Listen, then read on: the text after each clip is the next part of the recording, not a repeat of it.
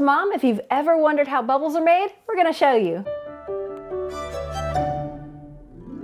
My kids love bubbles, but we don't always have it on hand, so I've tried to create our own and it just doesn't really work out until I found the perfect ingredient, which is glycerin. So here's what you need: 2 cups of water, 1/4 cup of dish soap, and you're gonna need 2 tablespoons of glycerin.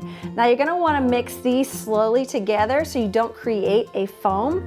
Once it's mixed together, now you're ready to have some fun blowing some bubbles with your kiddos. Glycerin is sweet tasting, non-toxic. Some people use it for baking. If you can't find any, that's okay. You can get some sugar and use about 2 tablespoons of sugar.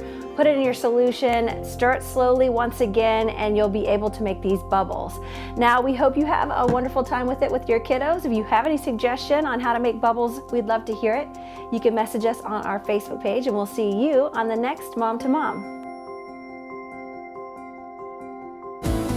Mom to Mom is brought to you by Pediatric Dentistry of Columbus.